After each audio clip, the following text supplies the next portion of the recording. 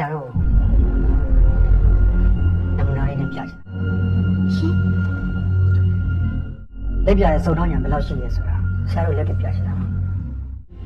ကျမဘာလို့ပြရမလဲဆရာဆရာကိုကြည့်ပါဆရာကိုကြည့်ပြီးတော့ပါဆရာကြီးဘာကြီးလုပ်ခဲ့တယ်ဘာကြီးတက်လို့သမီးကိုကြည့်ရတာဘာကြောက်တယ်ဆရာတို့လိုဘယ်ရာရှိလဲဆိုတာကြောက်တဲ့အားနာတယ်မရဘူးပြောစတော့ဒီနေ့ဆရာအမျိုးသမီးကိုဆရာမထောင်ဖျားကိုလိုက်ပို့ခဲ့တယ်ရုံးနာမငွေသွားထုတ်ခဲ့တယ်ညနေကျရင်ကြောက်စင်းနဲ့ဆက်လေးတပွင့်ဝဲဆရာမျိုးရဲ့ပတ်ဖို့အစီအစဉ်ရှိတယ်ဒါရတော့ပြောဆရာမင်းမမွေးနေဆိုရင်ဘူတော်ဖျားသွားတယ်ဆိုတာဘာမှငွေထုတ်ဆရာမင်းမတော့ကြောက်စင်းလက်စိတ်ကိုလည်းသူ့မျိုးကြည့်ကျမဒီခန့်အောင်ကြည့်ပြီးတုံးတတ်တာပါတကယ်ရှင်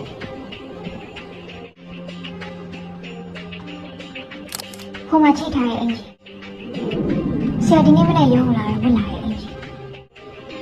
ပခုံးတောင်နာမှာပဲခောက်ရရှိပြီးတော့ကျန်တဲ့နေရာမှာခောက်ရမရှိဘူးလားတိုက်ခင်းနေဒီလိုထဲမှာအင်ကြီးချင်းနဲ့အချိုင်းချိတ်ထားခဲ့တဲ့အင်ကြီးအင်ကြီးရဲ့ဘွက်တက်မျိုးပဲတုံးတာဒီနေ့လိုပေါ့ဆရာပြက်ကလေးမှာဒီနေ့ကိုဖဲနဲ့ဝိုင်းထားတယ်ကိုကြီးကအရေးကြီးနေတယ်ဘာနဲ့ဖြစ်မလဲရုံးခန်းထဲမှာထောင်ထားတဲ့ဆရာရဲ့မိသားစုရဲ့တပ်ပုံတွေရဲ့မှာဆရာနဲ့ဆရာအမျိုးသမီးပုံဆရာတာသမီးကိုထုံးကားခဲ့အဲ့တော့ဆရာတို့ကိုကြီးကအရေးကြီးနေဆိုဆရာမင်းမနဲ့သက်ဆိုင်နေတယ်ဆရာမင်းမမွေးနေမွေးနေဆိုလို့ကြည့်ရတယ်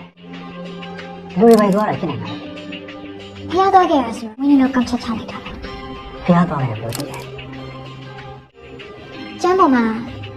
ဆရာနင်းနဲ့ယေရှုချီရလေးကျန်နေဖျားနဲ့ယေရှုချီရနဲ့ဘာဆိုင်လဲဆရာမနက်ကဖျားသွားတော့မှလည်းစတောင်ရှူနေတယ်မတက်ခင်ခဏရချီစုကိုချွတ်ရတယ်ပြန်စင်းလာတော့ဆရာချမှာဖုတ်ပေးနေတယ်လေဝင်နေတဲ့အတိုင်းချီစုကိုပြန်ဝင်ရမယ်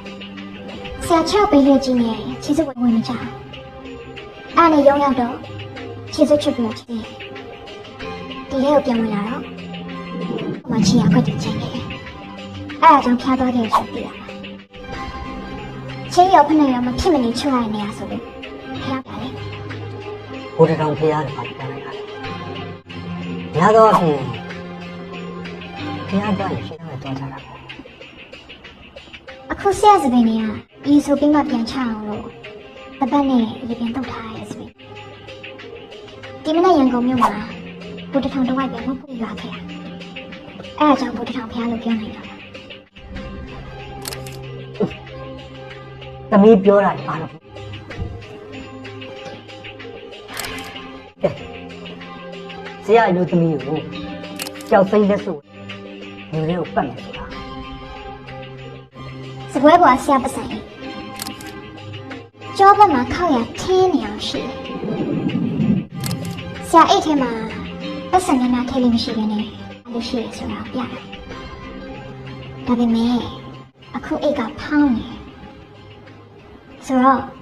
ဆရာအခုမှဆရာအမျိုးသမီးတွေလက်ဆောင်ဝယ်ပေးဖို့ပတ်စံထုတ်လာတာပေါ့ကြောက်စိမ့်လက်ဆိုဝယ်မယ်ဆိုတာဆရာထောင်လာတဲ့တပ်ပုံတွေမှာဟိုဘောပုံလေးကပထမဆုံးရေးထားတယ်ပေါ့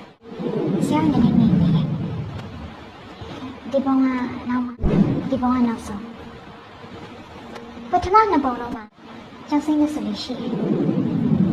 နောက်ဆုံးပုံမှာမရှိတော့ပြုတ်သွားတာလည်းဖြစ်ချင်းဖြစ်မယ်ရောင်းလိုက်ရလည်းဖြစ်ချင်းဖြစ်မယ်အခုဆရာပတ်စံများများထုတ်ထားရဲဆိုတော့အဲ့လိုမျိုးလက်စလေးတစ်ခွင်ပြန်ဝယ်ပေးလို့တွင်းမိလို့ပါပြီးတော့ခုနကဘုဒ္ဓတောင်ဖျားသွားခဲ့ရဆိုတော့ဆရာတို့အိမ်ရောမြို့ဝင်မှာရှိလို့နောက်နေဆက်တဲ့မျိုးတွေကဆိုင်တွေကိုပဲဝင်နိုင်မယ်လို့ပြောတာပါဒါတွေအားလုံးညီမကုထိုင်နေတဲ့မိနစ်ပိုင်းမှာကောက်ချက်ဆိုပြီးပြောနိုင်တာလားဟာဖေ